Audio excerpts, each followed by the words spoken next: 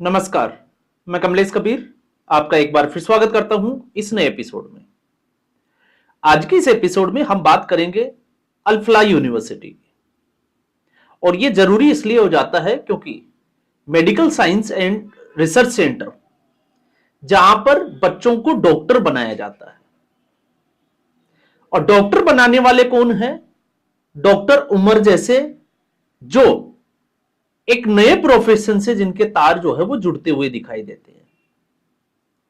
तो आने वाले समय में इसी देश में, जिस देश में हम रह रहे हैं, अगर समय रहते हुए सख्त एक्शन नहीं लिया गया तो एमबीबीएस के नाम पे 2 डिग्रियां चलेगी। एक वो डिग्री जो संजय दत्त की एक फिल्म थी मुन्ना भाई एमबीबीएस, वो वाली, और एक नई डिग्री जो है वो चलेगी मुल्ला भाई एमबीबीएस, जिसकी फुल फॉर्म होगी master of bomb blast science, जिसमें यह सिखाया जाएगा, जिसमें जिहाद सिखाया जाएगा। और फिर उसके बाद में एक नई लॉबी खड़ी हो जाएगी जो कि ऐसे नौजवानों को, पहले जो है वो ये कहती थी कि गरीबी के कारण, शोषण के कारण युवा जो है वो भटक जाते हैं, और अब भी उसी कड़ी में जो है वो इस तरीके के बयान आते हैं। क्योंकि दिल्ली में जो ब्लास्ट हुआ उससे पहले आप देखिए कि किस तरीके से एक के बाद एक जो है वो नए नए, आपने देखा कश्मीर से जो है वो तार जुड़े, जैसे मोहम्मद के जो पोस्टर लगे, और वो पहुंचते पहुंचते ही उत्तर प्रदेश के सहारनपुर, इसके बाद हरियाणा के फरीदाबाद, और कई जगहों पर गुजरात एटीएस ने जो किया वो भी हमने देखा कि एक किस तरीके से हैदराबाद का डॉक्टर एक नया ही जो है वो केमिकल बायोवेपन, या हम कहें कि बायोकेमिकल वेपन जो है वो तैयार कर रहा था, जिससे वो लाखों जिंदगियां ले सके। तो सवाल ये होता है कि आखिर इन लोगों का मकसद क्या है? क्या ये वाकई में भटके हुए युवा है, या फिर एक तरीके से, जिस तरीके से उत्तर प्रदेश के मुख्यमंत्री ने इसको आतंकवाद की एक नई परिभाषा दी, नया नाम दिया कि ये पॉलिटिकल इस्लाम है, तो क्या हम इस पॉलिटिकल इस्लाम के शिकार तो नहीं है? तो इस पूरे वीडियो में जो है वो हम इसी बात का जो है वो विश्लेषण करने का प्रयास करेंगे। तो एक, जिन लोगों को ये लगता है कि इस देश में गंगा जमुनी तहजीब है, तो उन लोगों को यह पता होना चाहिए कि गंगा और यमुना जो तहजीब जिसकी बात की जाती है, यमुना का विलय जो है वो गंगा नदी में हो जाता है, और जब यमुना का विलय जो है वो गंगा नदी में हो जाता है तो यमुना वहां से विलुप्त हो जाती है और फिर गंगा ही उसका नाम रह जाता है। तो एक तरीके से यह उदाहरण मिलता है समर्पण और त्याग का। तो क्या जिस समुदाय विशेष के लिए हम जो है वो गंगा जमुनी तहजीब की बात करते हैं, क्या वो मुख्य धारा में आने के लिए तैयार है? मुख्य धारा का मतलब यहां गंगा की बात कर रहा हूं। तो इसका जवाब है बिल्कुल नहीं। क्यों नहीं है? क्योंकि समय समय पर इस समुदाय विशेष ने जो है वो ये दिखाने का, ये बताने का प्रयास किया है कि हम आपसे अलग हैं, हमारे ट्रेडिशंस आपसे अलग है, हमारा पहनावा आपसे अलग है, और उससे भी बड़ी बात है कि हमारी सोच आपसे अलग है। क्योंकि हमारे जो होली जो ग्रंथ है वो ये सिखाते हैं कि भाईचारा कैसे बढ़ेगा, जिसमें हमें प्रेम का पाठ पढ़ाया जाता है, मानवता सिखाई जाती है, तो दूसरी तरफ जिहाद सिखाया जाता है। तो अगर दूसरी तरफ से जो है वो जिहाद सिखाया जाता है तो फिर आप उम्मीद कैसे कर सकते हैं? और जिन लोगों को ये गलतफहमी आज भी है, तो आप देख लीजिए, पहलगाम अटैक कोई बहुत पुरानी घटना नहीं है जिसमें धर्म देखकर लोगों की पैंट उतरवा कर उनको गोलियां मार दी गई। और उससे भी बड़ा सवाल यह था कि पाकिस्तान के जो आतंकवादी जो भारत में घुसते हैं, आखिर उनको यहां पर सहायता मुहैया कौन करवाता है? यह इससे बड़ा सवाल जो था वो ये था। और जब पहलगाम घटना हुई तो उसके बाद में इस देश ने नहीं, पूरी दुनिया ने जो है वो कश्मीर के लोगों की जो आंखें हैं उनमें आंसू भी देखे। अब यही वो कश्मीर है जो 2023 से पहले या मैं कहूंगा कि धारा 370 से हटने से पहले अगर भारतीय फौज किसी आतंकवादी को पकड़ती थी तो फौज के ऊपर पत्थर बरसाते थे। तो अब आपको लगा होगा कि धारा 370 हटने के बाद में और अमित शाह की जो जीरो टॉलरेंस की आतंकवाद के खिलाफ जो लड़ाई थी, उसके बाद से अचानक से जो है वो हृदय परिवर्तन कैसे हो गया? वो हृदय परिवर्तन नहीं था। सच्चाई यह है कि पहलगाम अटैक के बाद में, क्योंकि जो हमला जो किया गया वो पर्यटकों पर किया गया, और जम्मू कश्मीर की जो इकोनॉमी है वो पर्यटन से ही चलती है। देश विदेश से लोग वहां पर घूमने के लिए जाते हैं, और अगर यह मैसेज चला गया कि वहां पर पर्यटक सुरक्षित नहीं है, तो एक बड़ी आबादी जो है जिसकी रोजी रोटी जो कमाई है उसके ऊपर संकट आ जाएगा। तो वो घड़ियाली आंसू थे। तो आज जो उस वक्त जो आंसू बहा रहे थे, मुझे लगता है कि ऐसे बुद्धिजीवी जो अर्बन नक्सल्स लोग हैं, इनको भी मुझे लगता है कि जम्मू कश्मीर के रहनुमा बना देने चाहिए। उनके स्थायी निवास प्रमाण पत्र जो है वो वहीं के बनवा के और वहीं पे छोड़ देने चाहिए।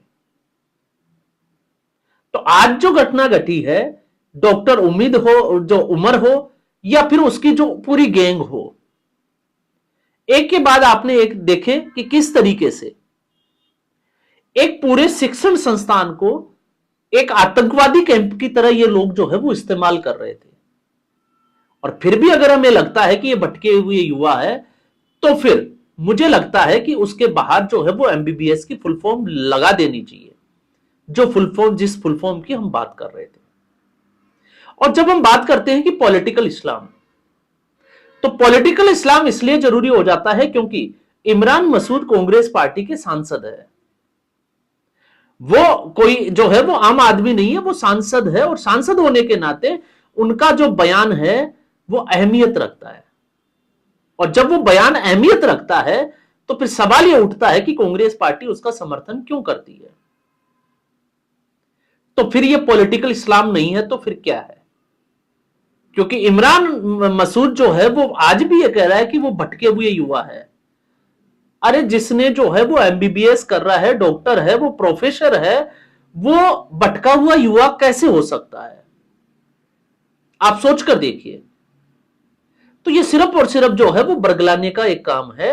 और अगर आपको लगता है कि पॉलिटिकल इस्लाम नहीं है, तो कांग्रेस पार्टी के यूपीए 2 के सरकार के जो रक्षा मंत्री थे एके एंटनी, 2014 के लोकसभा चुनाव में कांग्रेस पार्टी के हार के कारणों की समीक्षा के लिए ये जिम्मेवारी जो है वो एके एंटनी को सौंपी गई थी, और एके एंटनी ने एक रिपोर्ट तैयार की थी।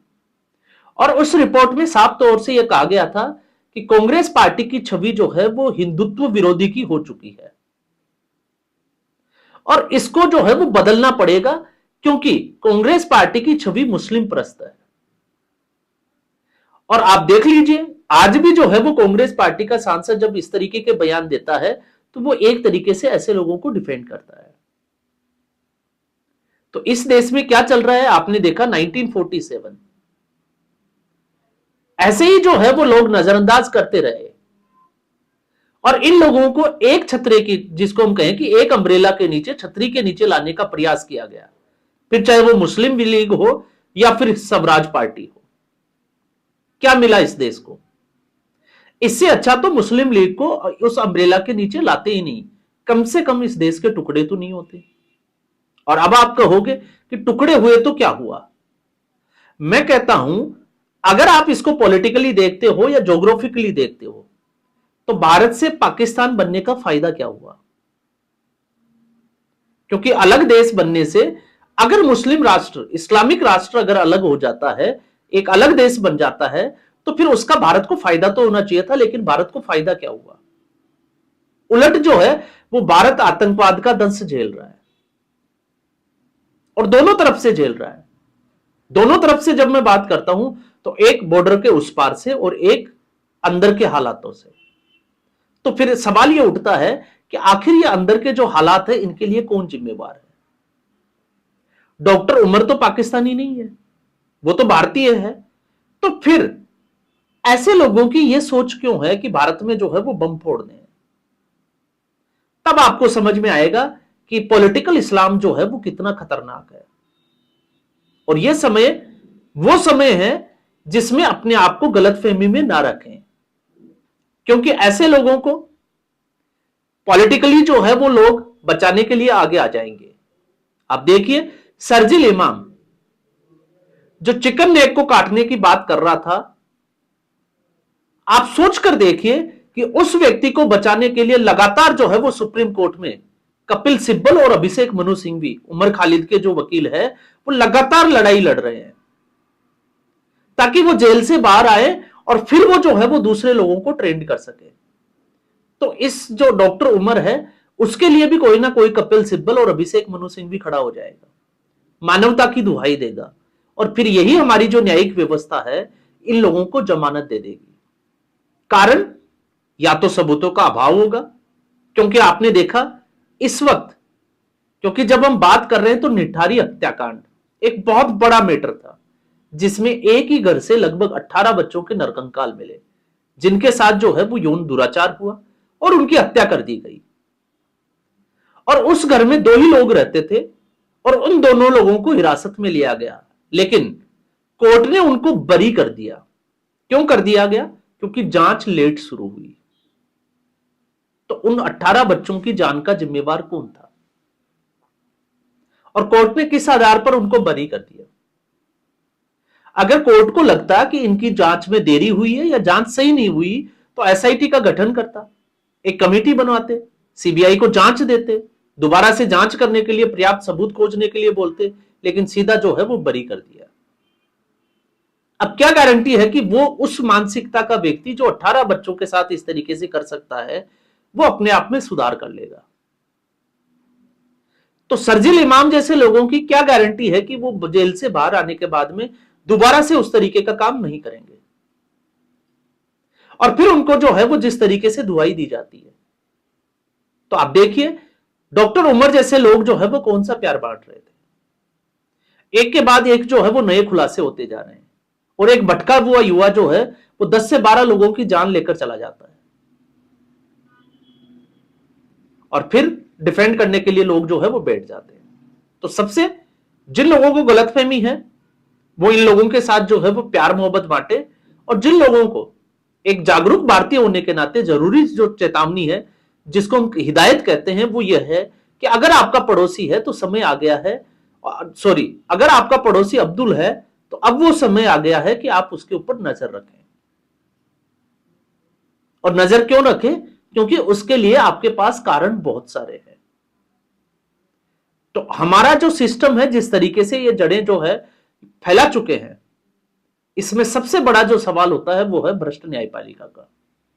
क्योंकि अगर भ्रष्ट न्यायपालिका इसमें सुधार हो जाए और ये जो है वो जो आतंकवादी है उनका समर्थन करने वाले लोगों को भी आतंकवादी करार दे दिया जाए और उनके लिए भी कठोर सजा का प्रावधान करे, तो मुझे लगता है कि किसी की हिम्मत नहीं है कि वो इस तरीके का स्टेप भी उठा ले। लेकिन इनको पता है एक बम फोड़ेंगे 3 साल 4 साल जो है वो जेल में रहेंगे और उसके बाद छूटकर बाहर आ जाएंगे और फिर इनकी जिंदगी जो है वो वैसे ही चलती रहेगी। तो ये जो अभी हम सब कुछ देख रहे हैं, तो फिर योगी आदित्यनाथ जो कह रहे हैं कि ये पॉलिटिकल इस्लाम है, तो फिर वो जो है वो सही दिखाई देता है, सही होता हुआ नजर आता है, जिसकी एक बानगी इमरान मसूद ने अपने बयान में दी है। तो कांग्रेस पार्टी जिसका जो है वो हम कहें कि समर्थन करती हुई इस असर तक पहुंच गई, लेकिन फिर भी सबक लेने को तैयार नहीं है। क्यों नहीं है? क्योंकि इमरान मसूद जैसे लोगों ने कांग्रेस पार्टी पर कब्जा कर रखा है। तो आज के एपिसोड में बस इतना ही। उम्मीद करूंगा वीडियो एपिसोड आपको पसंद आया होगा। वीडियो को लाइक करें, शेयर करें, चैनल जरूर सब्सक्राइब करें। धन्यवाद।